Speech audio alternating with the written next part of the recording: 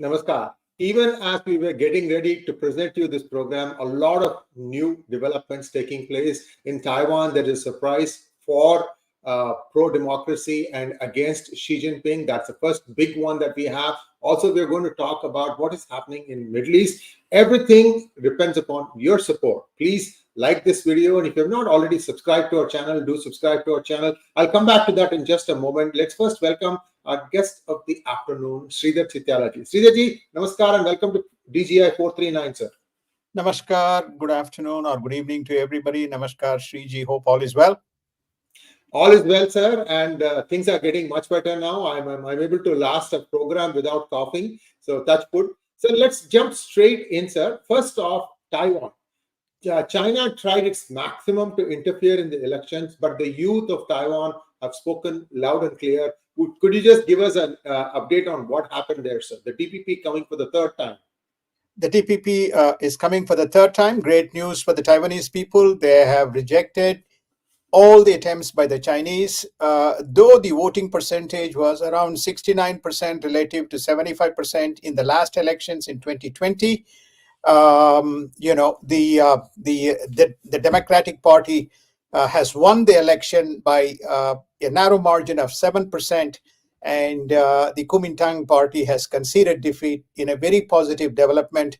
China put up a satellite, tried to exert pressure in terms of election interference. They tried to create threats around the region, but nothing worked. And it's a huge victory for democracy and huge victory for the Taiwanese people and the world. Thank you so much, sir. And we'll come back to this in just a few moments. Viewers, stay tuned on this topic because China is readying for battle with another country. And we have been predicting this for years now. And if this happens to be true, then you will know that it was DGI who first predicted what China was going to do next. So let's stay tuned on that one. Now let's take a quick look at what is happening in the Arabian Sea, India and United Kingdom. Can we have the slide deck, please? Over to you, Sridhar ji. Great. I think that one of the most positive developments, especially since Rishi Sunak took over as the Prime Minister, is his more forthright foreign policy. So you can see his footprint around the world, and India and UK now coming together in the Indian Ocean, and UK to deploy warships in the Indian Ocean for joint training with Indian forces, and they will have a full-fledged aircraft carrier committed to Indian Ocean in 2025 in an emphatic kind of support for a free passage in Indian Ocean, as well as support to India in the Global South initiative, Sree ji. Thank you, sir. And also, by the way, guys, the influence exerted by Islamists on United States, United Kingdom, Canada, it's all becoming apparent because you saw also, even as India was conducting joint exercises in the Arabian Sea with the United Kingdom, its ambassador to Pakistan goes and visits Pak-occupied Jammu and Kashmir. We saw the same thing happening with the United States ambassador a few months ago. So these are all pinpricks. India needs to take them in its stride. India needs to do something like this also. Perhaps Indian Minister of External Affairs can comment on this freedom of the Scottish to determine their own future. Let's see what kind of a hornet's nest that will stick up. So these are all things now becoming more and more routine. Sridhar ji, your comment. I think that let's not forget the Bangladesh elections. The amount of pressure they put on Bangladesh, and India stood with Bangladesh, which is effectively to say, conduct this. We don't want the current Khalida Zia, presidency. We want an Sheikh Hasina, sir. Sir. Sheikh Hasina presidency. We want to have an independent election tribunal to conduct.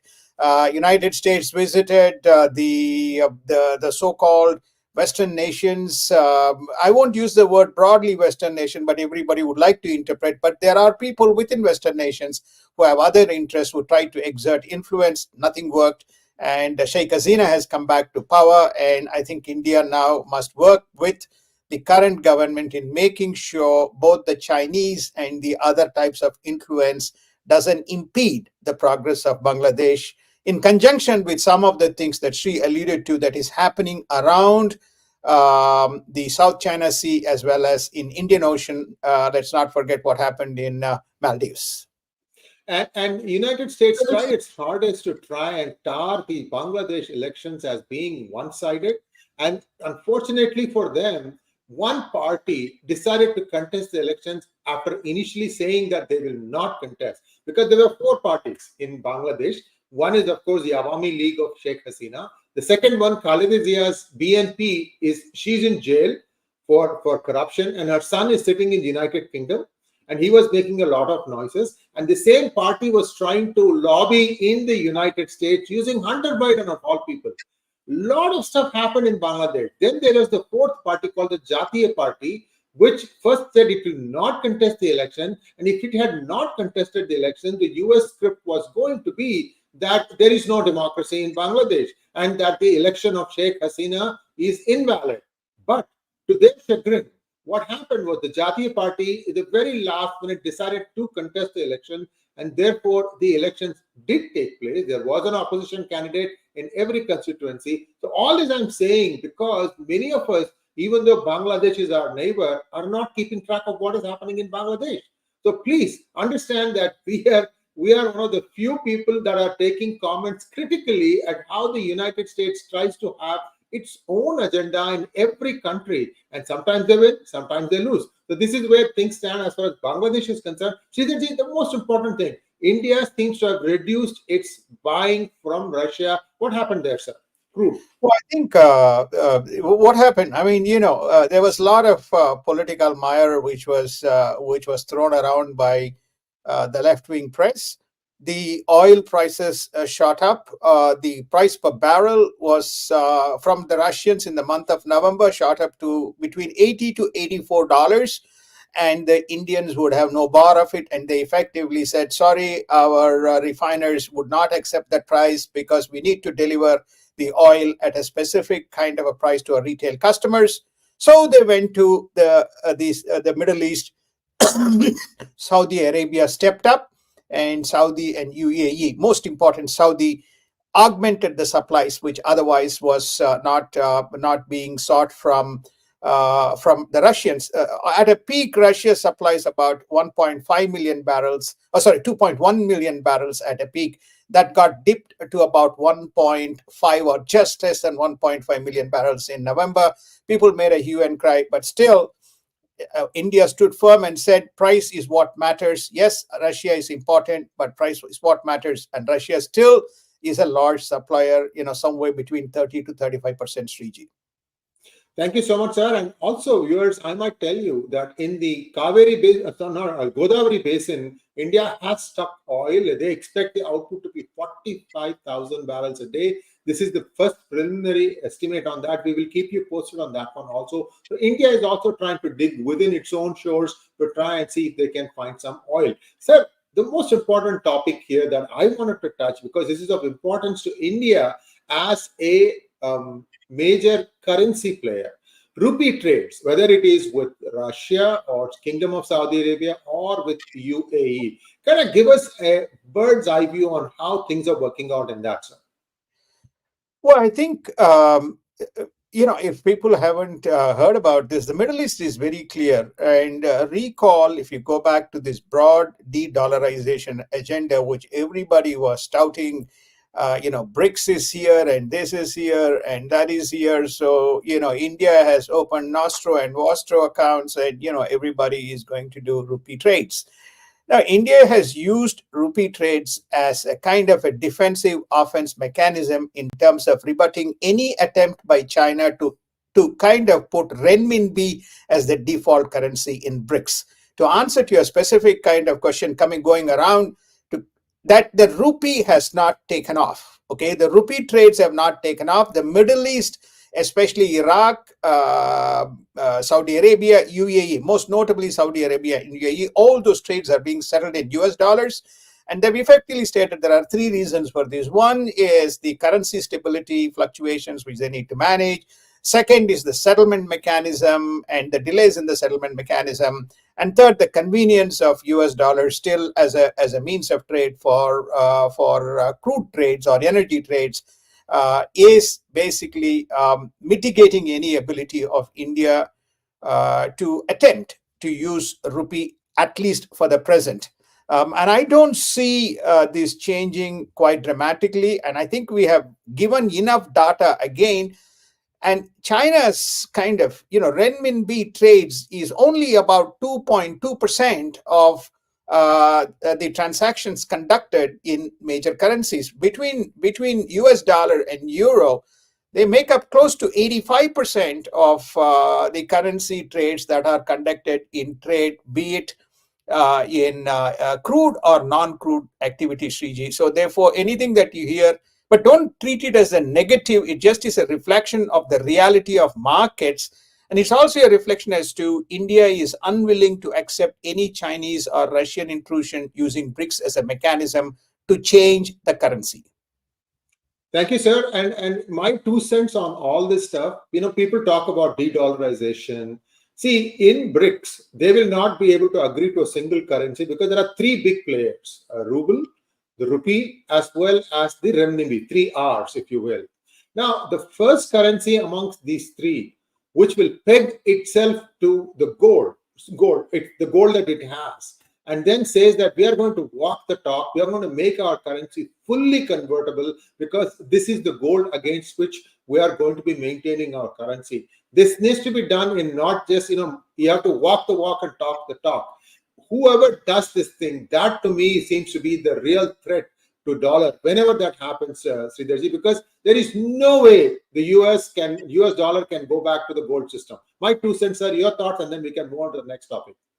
No, US dollar will not go back to the gold system. I think that's given.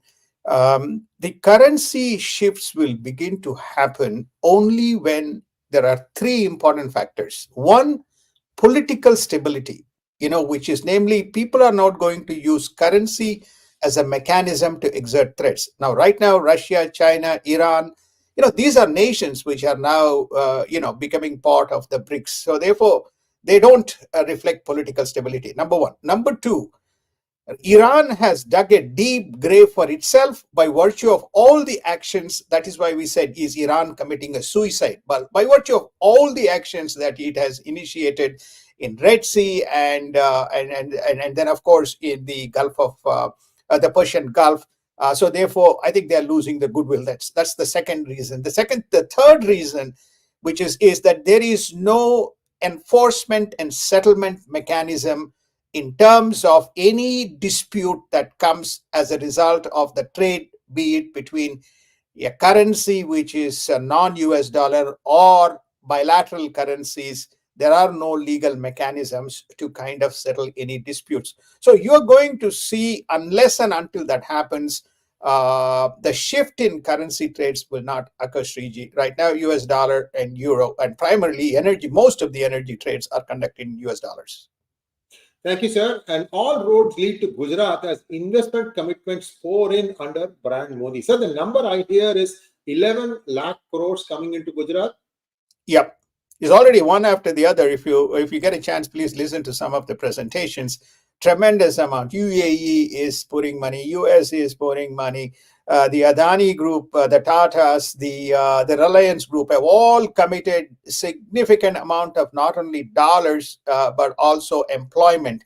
Clearly, they're pushing Gujarat into the top 3 category in terms of economic GDP contribution. Clearly, Maharashtra is standing there as number 1. UP has pegged away, and I think it has now moved to the 2nd position. Tamil Nadu is in 3rd position, and Gujarat is in 4th. But Gujarat will probably pip Tamil Nadu and move into the 3rd position. So it is going to be an energy state. It is going to be Jamnagar is where one of the largest world refineries are. So with more and more refinery and refinement, you are going to basically see Gujarat emerge as a force to reckon with. And this summit is another example, Sriji. Viewers, I don't know how many of you know this, but there are 13 ports in Gujarat, such a small state.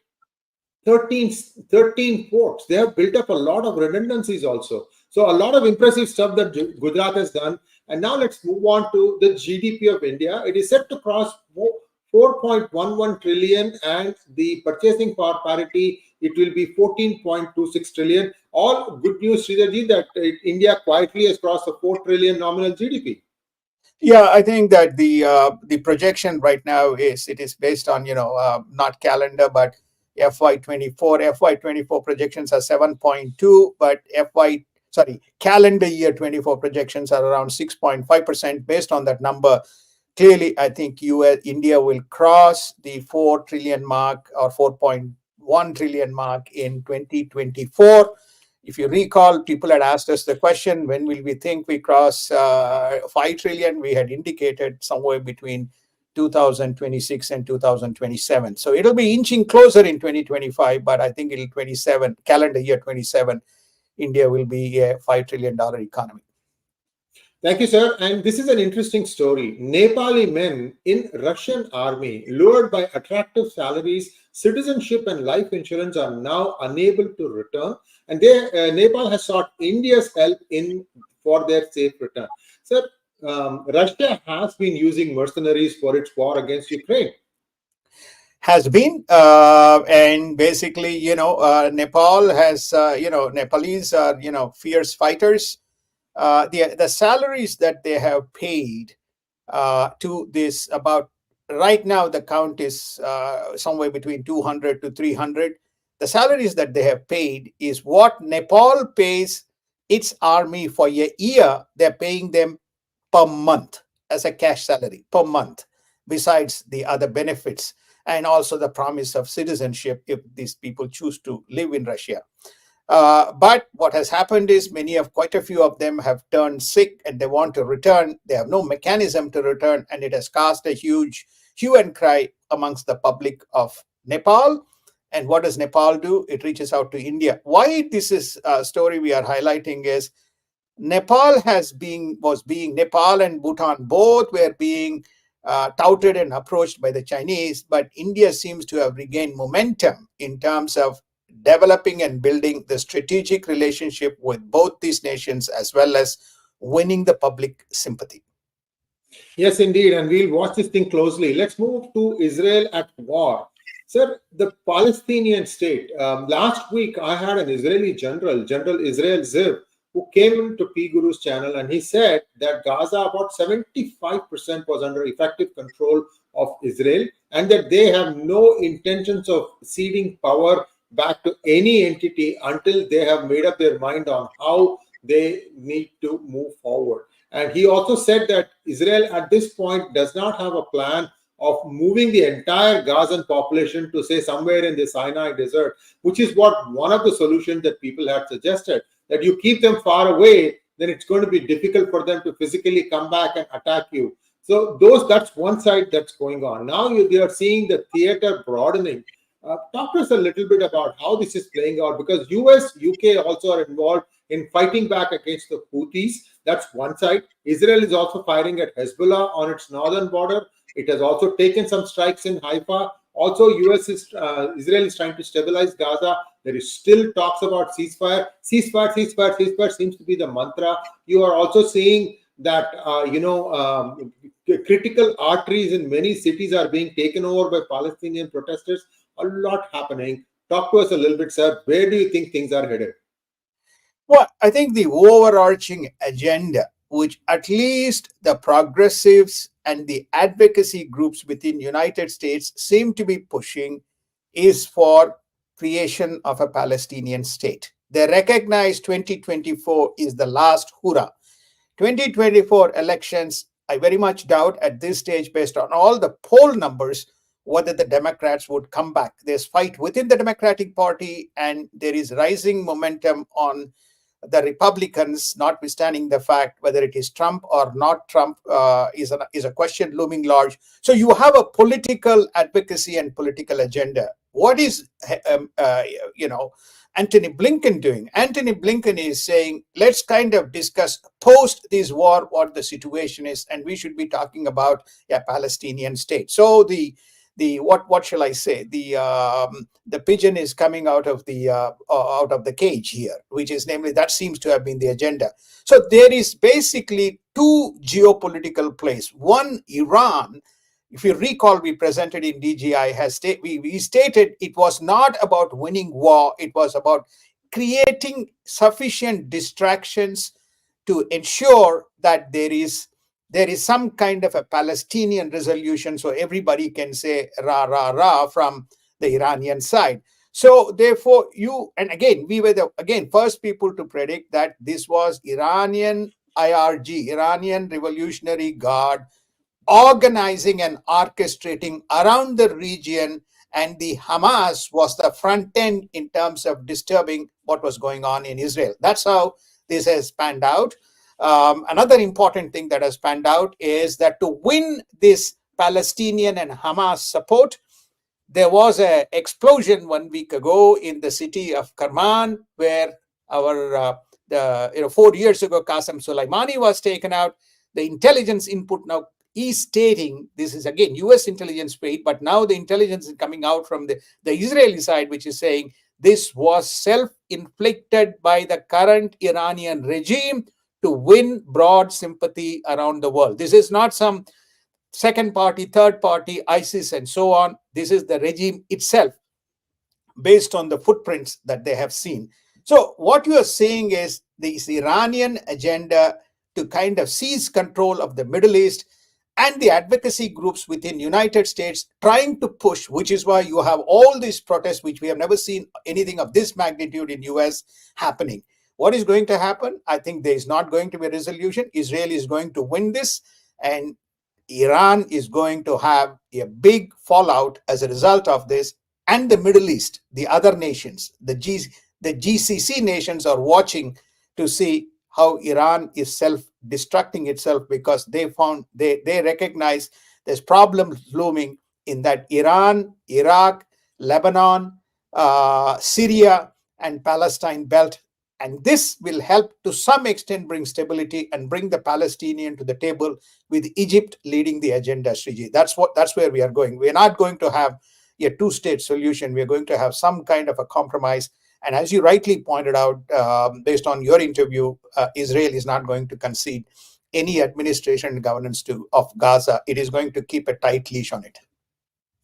Thank you, sir. And also, we are hearing that about 60 sites were struck by the US, UK ships in Houthis in Yemen territory, and they have vowed revenge. What kind of a revenge, we don't know. Although we also are hearing that Houthis have struck at a Russian aircraft, Russian crude vessel carrier, sir.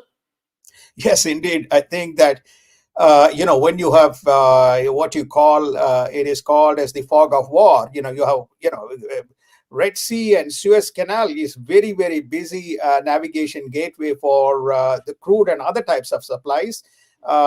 They seem to have struck, the Houthi missiles seems to have struck one of the Russian vessels, which was carrying the crude to China.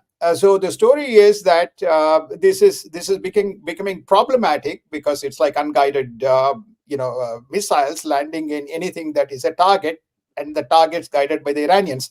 Now, in terms of the 60 or 65, there was another couple of radar sites that were struck by United States on Friday.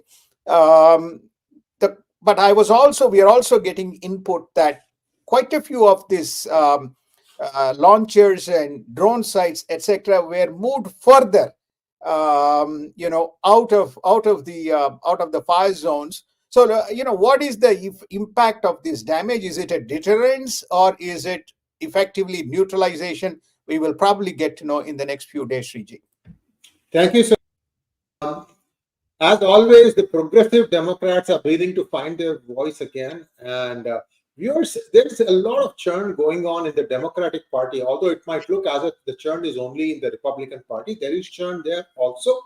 And everything is now in a state of flux. Yesterday, there were some videos that showed Biden moving as if he's in a trance. And I mean, this is the worst situation that I have seen ever, of a US president not knowing whose hand to shake, where he was headed. And he was almost being guided. I don't know if you saw that video, Sridharji. I did. In fact, I'm sure that you would have also seen in one of the videos his wife escorting him away from from a meeting, election meeting, or from a meeting that took place. So you are beginning to see a little non-coherent or ill Biden. But whenever he has a chance and whenever he has been forceful, he has made his position very clear in terms of the policy. Now, the question is, can he execute this war? There is no track record of his ability to execute the war. And you have another compounding factor. We had defense secretary disappear without notice to his own boss or to his deputy. That's another controversy that is raging in United States. But we'll get to that when we get to that. But I think that, as you rightly pointed out, there is a lot of advocacy groups. There's a lot of noise that we are seeing within United States, which we have never seen.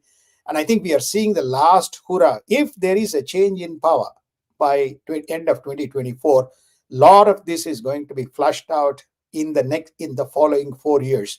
So you are beginning to see a lot of this noise emanating from within US and outside the US, because the leadership is missing and clarity on foreign policy is missing on the United States region. Yes, indeed. And viewers, I want to just make a small shout out to you to auto subscribe to our channel. Now, if you go to pgurus.com and you just start scrolling down, you will see a auto subscribe to YouTube. You can click on any one of those 4 options: English, Tamil, Hindi, or all. And then you click on the YouTube icon. You can see the icon change to a finger. When you hover over there, you see that. And then if you click on that, it will auto subscribe you to all these channels of P Gurus in one click. The idea is to make it much easy for you to subscribe to our channels so that you don't have to go seek out each channel and manually turn it on. You still have the choice of turning on bell button for notifications. If you don't do it, then it will appear inside your YouTube app. If you do it, it will appear on your smartphone as and when the new videos come in. The choice is yours. What I'm trying to say is there are various levels of protection that have been given to you by YouTube so that it doesn't become too intrusive. At the same time, you will be kept informed of what is happening. Thank you very much. I hope people make use of this feature. It's not easy to do this. We have put in a lot of effort to try and make it easy for you. Let's move on, sir. Sir, Mayorkas impeachment, there is a big other story that I saw again. Chicago International Airport is completely overrun by illegals now. They are sleeping all over the Chicago International Airport. Sir, this is dangerous, sir. This is a disaster. Well, you have your city and my city, supporting the case of these guys occupying, Main Street and downtown locations. There's no enforcement. Well, which is the next kind of the Oak City. I mean, you go to Chicago. They've been told to occupy. There is a case that's been filed in Supreme Court to basically say that in the downtown main areas, you cannot have. There's a case filed by a businessman, and it is going to be very interesting to see how the Supreme Court rules. This is COTUS. How the Supreme Court of United States is going to rule in this particular instance, and that will set the cat amongst the pigeons. The question is not what the ruling of the Supreme Court is. The question is whether the police in the metro, NYPD, Chicago police, whether San Francisco police, whether they are going to be able to enforce the ruling is the big question mark, because many of them are there, and how are they going to be moved is a big question, Sriji. And viewers, I don't know how many of you are following what is happening in Texas.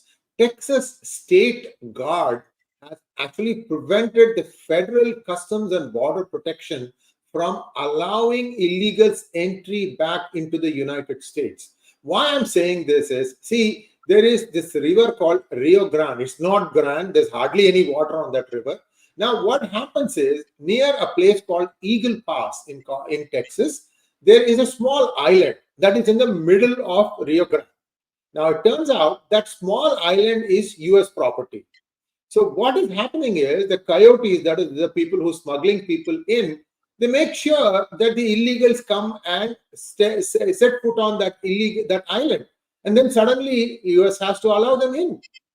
Now, what Texas has said is nothing doing. We don't want any of these people. They've actually shut off the customs and border protection people from even coming and opening all these things. They are saying we know how to guard our state. So a big showdown coming down now in Texas. I will not be surprised. The same thing repeats in Arizona and then California and also the other border states. I'm not sure if Louisiana has a border or not, but you get the idea. Big states are all going to start rebelling. This is not going to augur well for the Democrats. I don't know where this country is headed, Sridharji. This is the first time I'm seeing such a kind of a hopeless situation. What exactly do they want to do? They're trying to bring in cheap labor, thinking that this will help US become a manufacturing powerhouse again. What exactly is the big plan behind allowing so many millions of illegals? The plan is very simple. If anybody is familiar with Indian elections, people are paid money and driven in trucks and cars to come to the voting booth and cast their franchise. Before this electronic scheme came into prominence, what we are seeing is we don't have a very sophisticated election system in United States. We covered it in, I think, a couple of DGAs ago. There are 8 million illegals in United States. 8 million.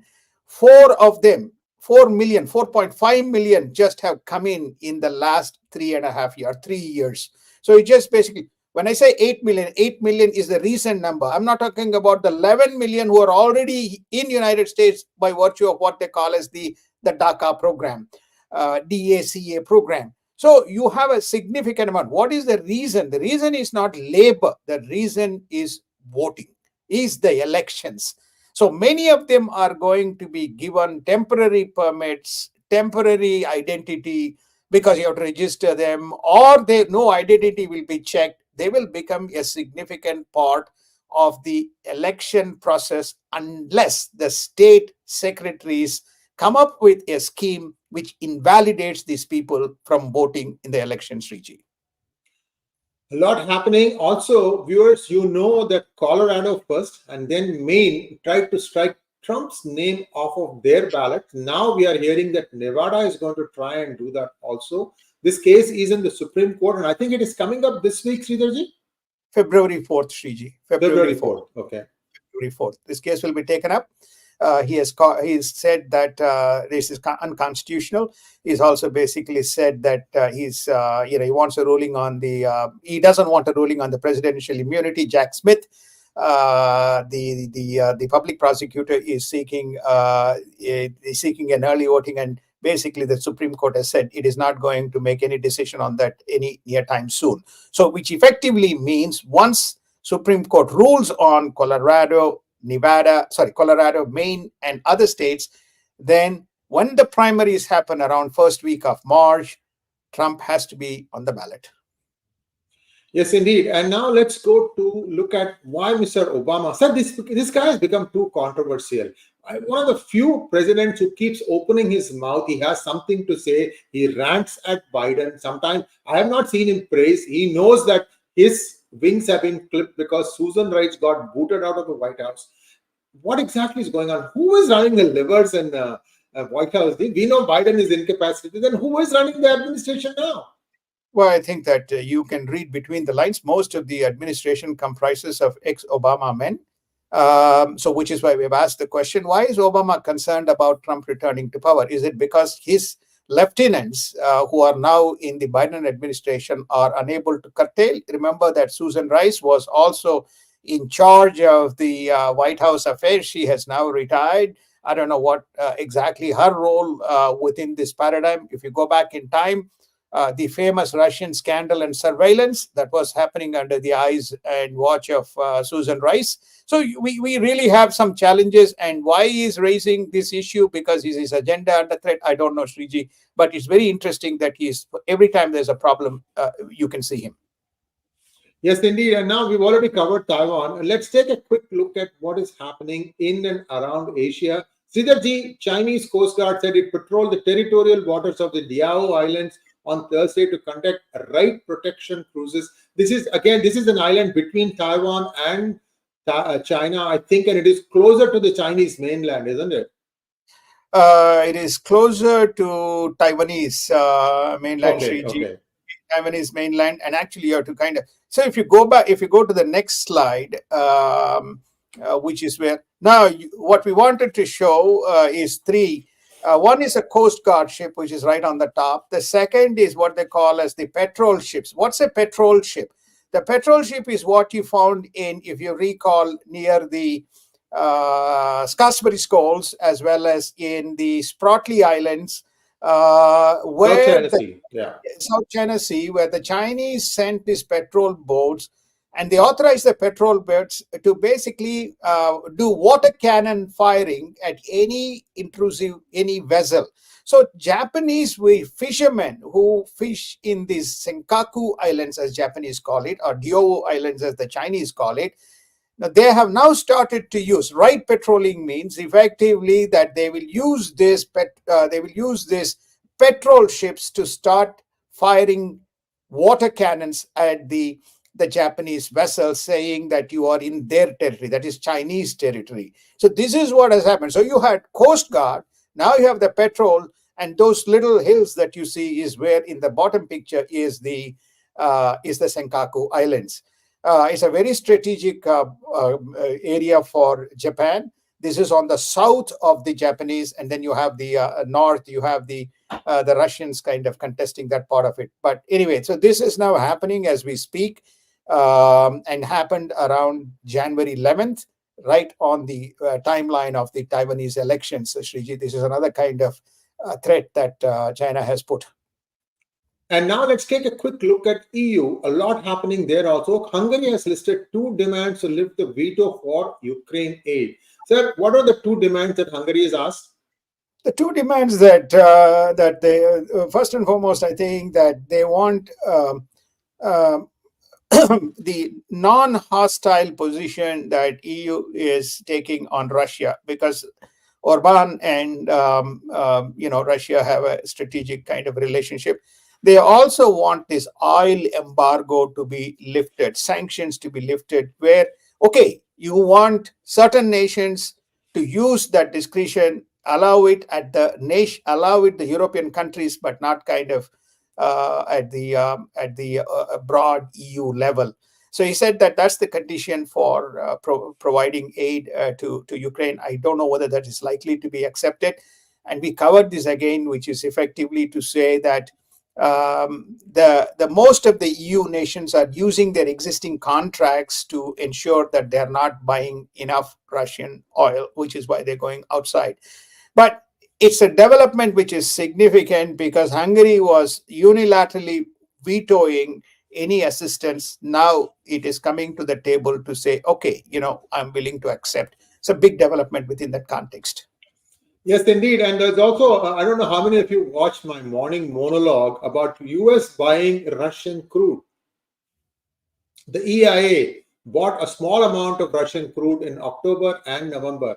The numbers, how much quantities, everything is mentioned. So how is it that US is reversing itself on this, and it still expects the EU to follow the ban? So we don't know what exactly is going on. Again, this all tells you that somebody else is navigating the ship. And the sooner this thing comes out, this has become a mockery of democracy right now. And everybody mouthing off here, there, everywhere. It is just a joke. United States governance internally has become a joke. And I don't know when things are going to change. And also some of the appointees, African American appointees that have been there, they've all been appointed without having the gravitas required for that post. For example, Claudine Gay, who finally resigned as the president of Harvard. There are a couple of loudmouths in the DNC that I'd like to see the back off. I don't have to mention, you all know who I'm talking about. Sridharji, this I will go on and on without ending.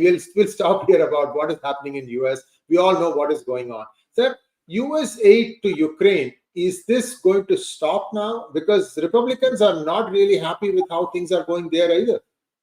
No, I think that effectively you're going to see whatever is under discretionary power capacity of Biden, he will do. We have run out of the 23 budget. We are now moving to 24 budget. So effectively, either a border wall or no EU, no Russia, no Ukraine support. It's very clear. You have a border wall, we have a priority. Okay, Israel is a strategic partner. We will do limited aid to Israel, but EU, as far as the aid to Ukraine, you know how many billions have gone in. It's a sunk money, and Republicans will have no bar of supporting Ukraine any further, and their priority is the wall to stop the illegal Shriji. So there's a problem for Mr. Zelensky. And let's take a quick look at global markets, Sridharji, and then we can wrap it up. Go ahead, sir. Thank you. I think the most important thing, this is our historical crypto friends who take, many punts. We're not here to kind of be advocates of crypto, but there's a very important decision that SEC has announced. The Grayscale Bitcoin fund, which is about a $29 billion private trust, has been allowed to create an ETF, thus standardizing the process for listing cryptos using an ETF mechanism. Fidelity is likely to, BlackRock is likely to come in, and ARK, Cathie Wood's investment arm is looking at an ETF, all giving an impetus in terms of normalization of making cryptos mainstream, or crypto adjacent ecosystem mainstream. Is a very significant movement in the crypto market as far as US is concerned, and probably globe. Thank you so much, Sridharji. We have a couple of questions from our viewers, and then we can wrap it up today, sir. Can we take the questions, please? Two to three questions. Debashish Chatterjee, thank you for becoming a YouTube member. Next one. Vijay Rao Madhavarapu, thank you so much for becoming a YouTube member. Partha wants to know, is it true that TSMC has expanded in Japan and Arizona? I heard production in Japan is set to begin in Q2 2024. Yes, also probably Germany. Wow. Next one, please. There's actually a misleading story or a video I saw that TMC is incurring huge losses in Arizona. I don't know. Nobody has rebutted it yet. So stay tuned. This could be disinformation also. Next one. Magnet Ranga wants to know, Jai Sri Ram, while Gujarat is marching ahead with development, why are the opposition government wasting time, effort, and resources on freebies and frivolous issues? Don't want development? Shriji, over to you. You are the most competent person to answer this question. It looks like, Gujarat has always been on economic and development agenda. In fact, the Gujarati fraternity around the world have contributed significantly to the growth and development agenda, because they only focus. Nobody is interested in freebies because it doesn't allow any state or any country to develop. So it's a very, very obvious situation. Why are they doing it? They're doing it basically because it's that, as long as they get an opportunity of time in terms of being in power, they probably harness it for their own benefits, because free comes with a price. Free doesn't come with without a price. So therefore, I think that's all I can think of. I mean, you can see in Uttar Pradesh. Uttar Pradesh has, was slumbering. It has now moved. Is likely to, compete. It's moved to number 2 position, displacing. It was somewhere around 7 or 8 in the ladder. It has moved, displacing Tamil Nadu on economic agenda, not on freebies. Yes, indeed. And Magnet Rangaji, all I can tell you is that first they tried to weaken India from within by printing fake currency. That was stopped. Then they tried gold smuggling. That is also being stopped. Then what are they doing next? Well, you can read my next book. It is going to be available soon, and you will understand what is happening. There's a lot of money sloshing about in the system. Once they grab power, that is what they are all about. They want to come to power. They want to enrich themselves. D.K. Shivkumar by himself is believed to have completely financed Telangana annexion. Now he's going to demand his pound of flesh. Just wait and watch the kind of tamasha that's going to happen in Karnataka elections right after Lok Sabha finishes. Next question, please. This is the last one. Baba Sunday wants to know, any discussion in the circles on how Bitcoin can be used as a reserve currency for the long term? Too early, premature. We just got an ETF. Yes, indeed. Vishy Ramalingam, thank you so much for your super sticker. And that brings us to a close of today's program. Please like, share, and subscribe to our channel. We showed you how you can auto-subscribe. Please make use of this feature. And Sridharji will be back again to talk about more news on Tuesday. Thank you once again, sir. Namaskar. Thank you. Namaskar. Have a wonderful weekend and happy Shankaranti.